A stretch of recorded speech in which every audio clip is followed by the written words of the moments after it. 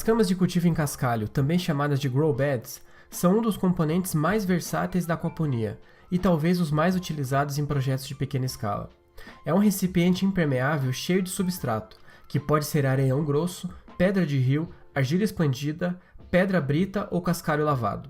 Esse substrato precisa ser inerte, ou seja, não alterar as características da água e não ser tóxico às plantas ou aos micro-organismos. Precisa fornecer o suporte e oxigênio para as plantas se fixarem e precisa ser o mais leve possível. As camas de cultivo em cascalho desempenham 4 papéis importantes em um sistema de aquaponia. Ajudam na filtragem mecânica de sólidos, que ficam presos entre os espaços do cascalho. Ajudam também na mineralização de nutrientes. Servem como suporte para as plantas e também como filtro biológico, já que em seus poros se criam colônias de bactérias nitrificantes. Para construir sua grow bed, você pode utilizar qualquer recipiente que seja à prova d'água, não tóxico e resistente. Podemos usar barris e bombonas cortados, tanques IBC, caixas plásticas, caixas de madeira revestidas com lona, peças de concreto impermeabilizados, caixas d'água, bebedouros de animais e por aí vai. As camas de cultivo funcionam bem porque são enchidas e drenadas ao longo do dia, e esse movimento da água cria 3 zonas no cascalho. A zona mais superficial é a zona seca. Quando nossa cama estiver cheia de água, devemos deixar que 5 cm do cascalho fiquem secos. Isso reduz a perda de água por evaporação, evita o crescimento de algas na superfície e também ajuda a controlar o crescimento de fungos na base das plantas. A zona seguinte é a zona de raízes, que deve ter cerca de 20 cm. É o espaço que deixamos para o crescimento radicular. A zona mais profunda é a zona dos sólidos, que tem cerca de 5 cm.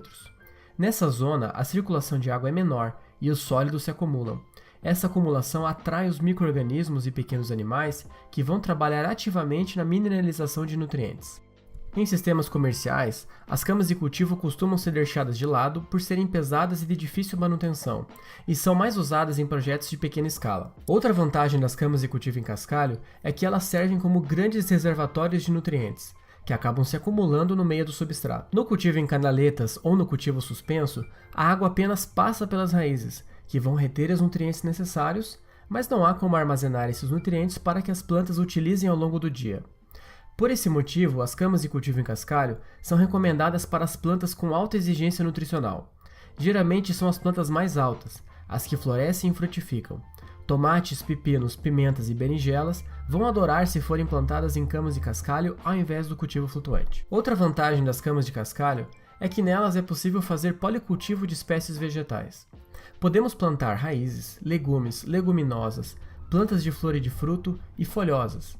Aqui no meu sistema já cultivei gengibre, cúrcuma, inhame, taioba, agrião, mostarda, ervilhas e feijões, grão de bico, manjericão, alface, temperos, physalis, tomates e muitas outras plantas com grande sucesso.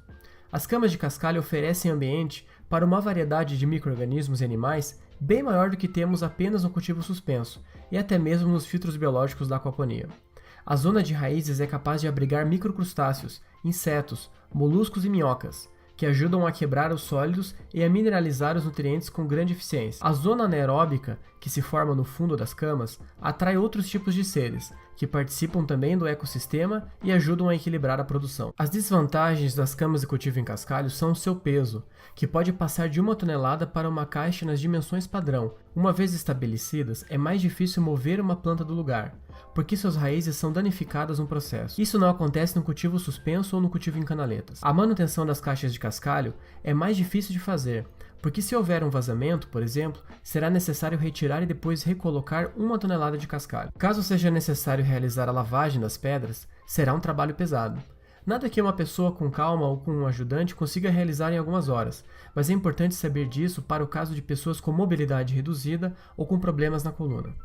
O aspecto mais importante das camas de cultivo e cascalho é a sua necessidade de enchimento e esvaziamento. Isso pode ser feito de 2 formas. A primeira delas é utilizar um temporizador ligado na bomba d'água, que trará água do SUMP ou de outro lugar, preferencialmente depois de ter passado pela filtragem mecânica e biológica para evitar o entupimento do cascalho. Esse temporizador é regulado dependendo das dimensões da cama e da sua necessidade. Aqui no meu sistema, hoje as caixas são enchidas e esvaziadas 9 vezes por dia. Elas demoram 12 minutos para encher e 30 minutos para esvaziar, o que para mim está satisfatório. O dreno das camas de cultivo é feito por uma flange ou um ralo de tanque, que conecta um cano de PVC ou uma mangueira na caixa sem que haja vazamentos para fora. Nesse dreno, devemos conectar um pedaço de cano de PVC para controlar o nível d'água. Em volta desse dreno e da flange, fazemos uma proteção, como um cesto, para evitar que as pedras entrem no dreno e para permitir a manutenção das peças. Se a caixa de cascalho tem 30 cm de altura, esse cano, que em inglês é chamado de standpipe, deve ter cerca de 20 cm de comprimento, de forma que quando o nível de água atingir o topo desse cano, a água começa a drenar por ele e o nível da caixa se estabiliza. Na parte de baixo desse cano, devemos fazer uns furinhos para que a água escorra devagar. A combinação entre a vazão de entrada da água, o comprimento e diâmetro do tubo, e o diâmetro e a quantidade desses furinhos da base vão determinar o tempo de enchimento e de esvaziamento da sua caixa. A segunda opção é a utilização dos autossifões, conhecidos como sifão automático, sifão sino ou em inglês autosiphon ou bell siphon. Ele utiliza as propriedades físicas da água para permitir o enchimento da caixa e o seu rápido esvaziamento. É uma boa opção para projetos pequenos e no caso de você querer economizar no uso de temporizadores e bombas d'água extras. O sifão automático é construído em cima daquele tubo sobre o qual falamos. Devemos cobrir esse cano com outro de diâmetro superior e vedado no topo com um cap ou uma tampa de PVC. Essa peça é chamada de sino. Na base do sino fazemos cortes ou furos, a uns 2 cm do fundo. É por aí que a água passa quando a drenagem acontece. O funcionamento do sifão é semelhante ao de qualquer sifão, como o que temos no ralo das pias e tanques e também nos vasos sanitários. Quando a água é jogada na caixa, o nível dela vai subindo e vai pressionando o ar para sair para fora do sifão. Quando chega ao nível mais alto, o peso da água vai empurrar todo o ar pelo dreno até que a água comece também a ser drenada.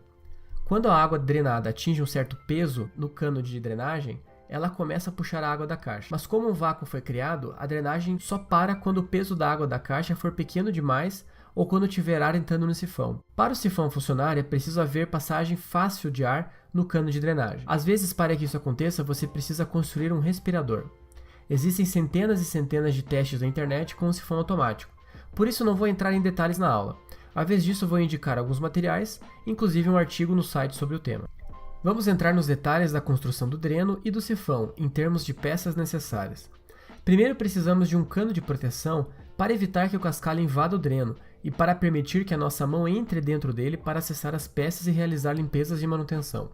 Esse cano deve ter a mesma altura da parede da caixa e pode ser colado no fundo do tanque. Esse cano precisa ter furos ou cortes para permitir a passagem de água, sem deixar o cascalho passar. Furamos um círculo na base do tanque e encaixamos nele uma flange, que também é chamada de adaptador para a caixa d'água com flange. As medidas são dadas pelo diâmetro do cano de PVC, que pode ser conectado ao lado interno da flange, combinado com o diâmetro da rosca interna do outro lado.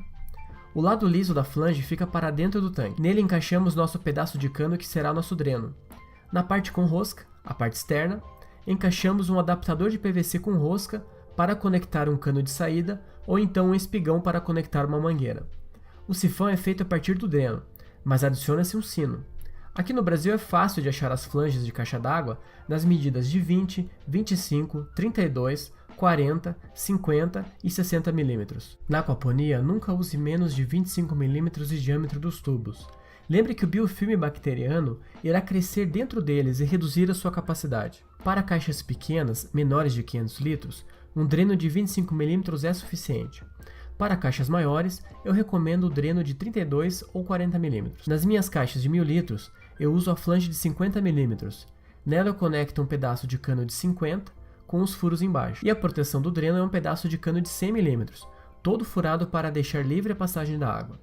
No meu caso, o sino é feito com um cano e um cap com diâmetro de 75 mm. Se a sua escolha for a flange de 25, o sino pode ser um cano de 50. A regulagem do sifão automático é alterando a relação entre os diâmetros dos canos escolhidos, o comprimento das peças, o espaço deixado entre o dreno e o sino e também o tamanho e quantidade dos furos que fazemos no cano de drenagem. O ideal é que a sua cama encha em não mais do que 15 minutos e não demore mais do que 30 para esvaziar.